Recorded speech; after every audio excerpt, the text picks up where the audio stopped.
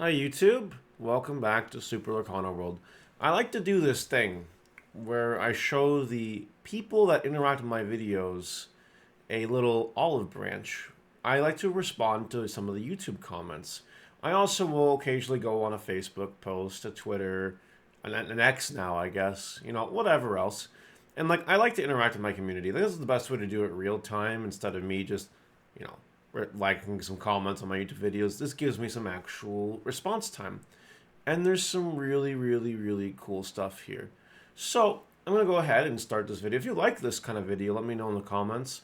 And if you want to be in my comment review video, really do just leave a comment on one of my videos and you might get in. My camera's doing all sorts of weird stuff, and that's okay. That's all right. Just try to ignore it. It'll be all right. It'll be okay. By the way, subscribe. Subscribe to my channel. We are at like 950 something subs at the time of recording this. Let's get to 1,000. Let's just do it. Let's just do it. So the first comment here goes to Dizzy Loops. Love the polls, and I will say I think Mario won simply due to the fact that the card was more unique than the other. Also, you two are really funny together. Great vid. This is for the double box opening video challenge battle thing that I uploaded. And my partner Moonrose here, making me sound like I'm romantically obsessed. My man here, Moonrose, pulled a Enchanted Word Tinkerbell, which is really cool. But I pulled a discard error card. And at the time of recording, I'm like, because we recorded this Friday, Saturday night, and I said, I've seen Tinkerbells get pulled. I have not seen this card get pulled. I think I have the rare card. So I think I won the box battle. But if you guys don't think so, you let me know. You let us know in the comments. Lucky Loafer, first air card or whatever you want to call it that I've seen. One insane pull, get it graded. I don't want to risk that because apparently they're throwing out these error cards. And this error card is a nice little piece of history. No one's wanted to buy it for the price that I've wanted to sell it, and that's okay. I don't mind keeping it as a memento to celebrate the Gen Con experience, because I'll never pull one again. I'll tell you that. There ain't no way. There ain't no way. So yeah, it's very nice. It is the same pull for sure. Riyadh Dawn MTG 6922. I'm hoping that a good deck runs you about 200, and I think prices will come down to that. I think that once the game gets going, maybe not in the first set while allocation is so effed, but I think that once the game starts rolling, it'll be reasonable to get a deck for around this price. That's tier 1 and good. It just seems hard right now. Like, you look at, I don't know, look at a yellow deck, and you gotta play Rapunzel. That's like, okay, I guess not. You know what I mean? It's just, and then super rares are worth money right now and stuff. Hopefully when the set comes out, and then hopefully when it hits the Walmarts and stuff, singles will go down in price and make it more affordable. Time will tell, though. We'll find out when we find out, Next up, we got Mayo Corp 14. I would have liked your thoughts on Gen Con promo and the D23 promo prices. The Gen Con promo, there were more than 1,000 of these given out. Actually, there are thousands given out, technically. So there's a lot of them out there. But I think that, the D23 promos, even though there are more Gen Con promos, it will eventually bounce back up in price. I have 6. I'm probably going to give away some of them for giveaways. And I don't need them. But, if you guys want these for your collection, I think you buy them now. I think they're the lowest now that they'll ever be. Because you're never going to see another Gen Con promo stand on anything else. That's for the D23 promo prices. The original 7 cards. Yeah, those are crazy. Those will always be crazy. If you want them for collectible purposes, you grab them. Don't try to do anything funny with it, in my opinion. You can. There are people that I know that are still trying to buy these and flip them. It's very slow. Very slow process. Jojo89 Sog 34. On multiplayer format, I definitely play Ursula plus Jafar combo until they limit her to 1. The fact that we can think that Ursula's getting limited to 1 is really interesting to me.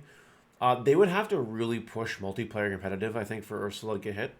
But I understand what this guy is talking about. And Jafar is just a really strong body with your hand size. That's pretty good. Did I forget to upload this, says Alex Ness. LOL, because you didn't correct yourself in the video, which leads me to think you forgot to upload this. There's so many comments between my Amethyst review and my Amber review. So here's what happened. I went the week before Gen Con, right? I pre-filmed all of this content. I had the rest of my Reviewing the Set series, one a day, Monday to Friday. Then on Thursday came around, and I had the really bright idea of, oh, you know what? Maybe I should record a box opening. I think that would be more valuable for views and bring people in. It turns out that I was right. That video's 11K views. Pretty cool. So on that note, what happened then at that point is I left the upload schedule alone. I unlisted took the Amethyst video off the schedule. I let the Amber one upload Friday. And then Monday came around. And on Monday, I was like, you know what, I want to do a deck profile. So I did a deck profile. And then my Amethyst video I thought I scheduled for Tuesday turned out to be scheduled later Monday. Which is bad for the YouTube algorithm. Don't do that, by the way. If you want your stuff to appear better in the algorithm, if you want to be YouTube algorithm favored, do not upload multiple videos a day. Just so you know. So I was like, okay, well, I guess that's here now anyway. So yeah, originally they were in the order that I recorded them. However, I decided that a booster box opening was a little more important. But it's all good. It's all happy. At the end of the day, everyone got the information anyway. Skurai, service is trash, bro, and how can you not max on Tinkerbell? Crazy. Alright. These are the kind of comments that I find really enjoyable, in the sense that I'm the kind of person, right? If you're going to tell me something is, bad, or I should try something, you should actually explain to me why you're saying what you're saying. This is not constructive criticism. This is actually deconstructive criticism, because it doesn't do anything for you, right? So the reason we play Cerberus is because it's a big 5 body that can get over most things in the format, especially if you include like a fire the cannons. It can get over anything in the format. It's a big offensive body. That's what it's there for. Tinkerbell is a 6-drop that does widespread damage and is good. It is a good card. I'm not going to deny that. I'm not going to deny that at all. However, the reason I played it in the order I did is because I needed something just offensively strong, which is where Cerberus came in. Now, does that mean that that's the correct way to play the deck? Is my build of Stitch the 100% for sure only way to play the Stitch Amber Steel deck? No. You can do whatever you want. But, like, these kind of comments don't help at all. They don't do anything. It's just a waste of time. Skurai just wasted 1 minute of this video for not even anything. Not even anything.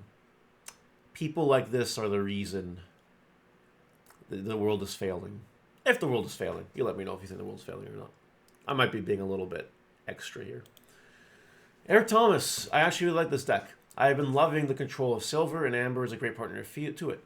I want a more mid-range feel because Ariel getting those songs into my hands and singing for free really helps with the mid-late game.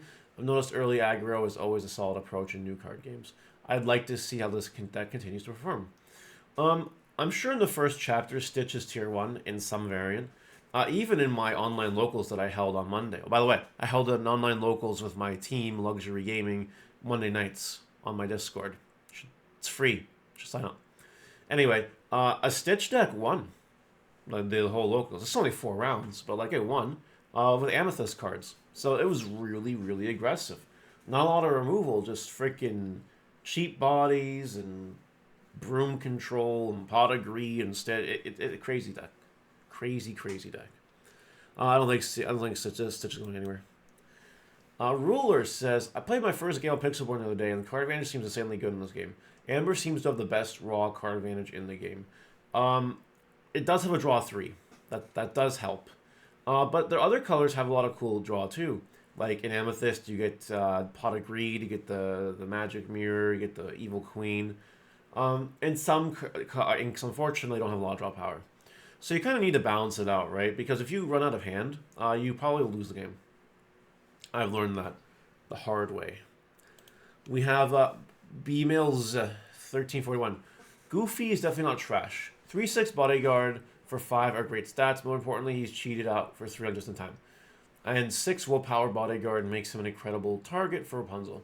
He competes with Maximus, but you play both. Goofy is better early, Maximus is better late. Both of them are better than Moana with the current card pool. This is super interesting. So this is a constructive criticism. This is someone who is disagreeing with me, but is actually explaining his point of view. So kudos. Now here's the thing, right? You can cheat it out with just in time. You're assuming you're a draw just in time.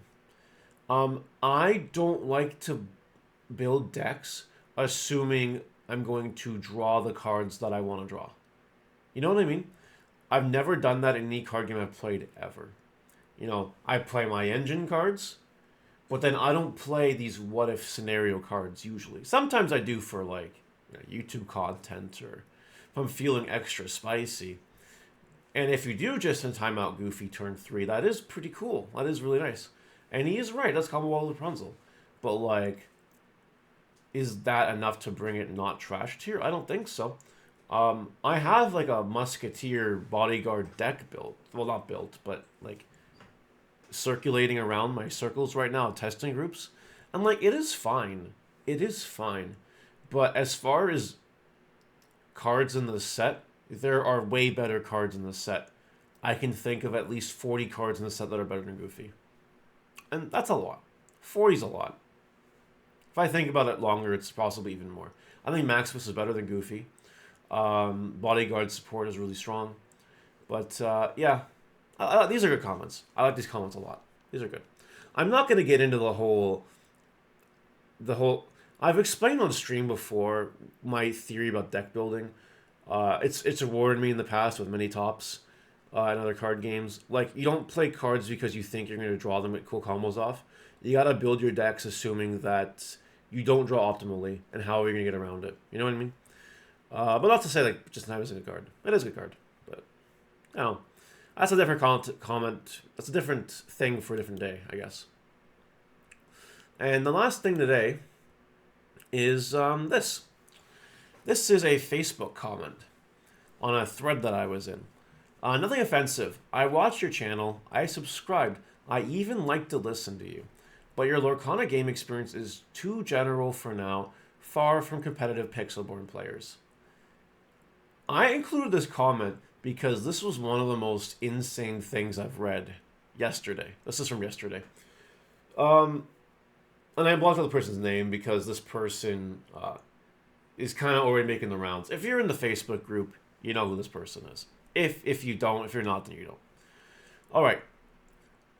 First of all, I don't have to brag. I don't really need to brag, but I'm gonna brag just for the sake of making an example here. I am not a competitive Pixelborn player. That is 100% correct. But I've played 3 card games sort of seriously in my life. Pokemon, and for my short time of Pokemon, I topped 1 of 2 events I played in. 50-50 is not bad. Yu-Gi-Oh!, which I played for years, and every year I was topping events. At the time, though, I was, not as fluid with money as I was back then, and I only went to Canadian events. So I didn't have a huge sample size, but I top events in Canada. Easy. And then Digimon, which I've easily won tens of thousands in prize support of cards that I've sold in the last 2.5 years. So, I'm a very competitive player. Now, this person isn't arguing that. This person's arguing that my Lorcana game experience is too general for now.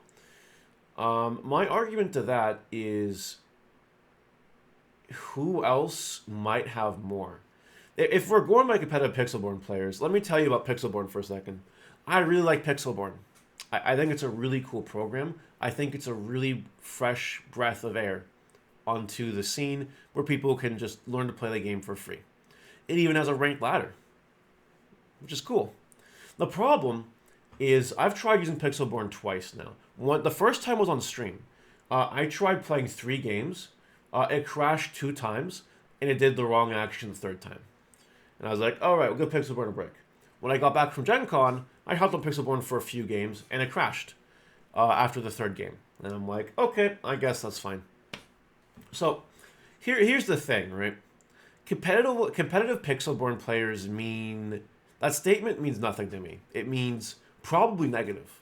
Because that's like saying competitive dueling book players. You know what I mean? Or competitive tabletop simulator players. it's a nothing burger, milk toast, some would say. It's not really a big deal, but you know, if this person likes listening to me, you listen to me. If my Lorcana game experience is too low, you're not gonna get much of an example for me to show myself until these tournaments, big tournaments, start. Once these big Lorcana tournaments start happening, I'll top no problem, no problem. You know, once Ravensburger starts holding real tournaments, you'll see me on the top tables for sure, and then you'll know. But until then, you know, I only make like what 5 Lorcana videos a week. I stream Lorcana once or twice a week on Twitch because I got to stream Digimon the other time on Twitch. You're not gonna hear a lot of golden nuggets from me, but I do have a Patreon where my golden nuggets will be, and on Twitch I do share some golden nuggets. Not to mention that I'm signed on a competitive team for Digimon and for Lorcana because I do know what I'm doing, which is kind of cool, kind of nice. So yeah, I just wanted to respond to that in the most broad way possible. It's comments like this that are really, really interesting to me because, you know, they don't really do anything, in a sense. It's just kind of like throwing your voice in the air. And I don't know why people leave these comments in the first place. Like, it just makes no sense. Like, what has to be going on in your life for you to feel like something like this is just valid? Like, what do you have to do to try to bring someone's day down like that? Which, by the way, didn't. I'm pretty much emotionally immune to stuff like this. I have to be as a content creator. But I just find it really interesting that comments like this exist even in the first place. But you guys let me know what you think. That's all I got for this comment review video. If you guys like this, I'll do it more. I have no problem. I love responding to you guys. I love reading the comments. But yeah, that'll be it for today. Have a good one. See ya. Bye.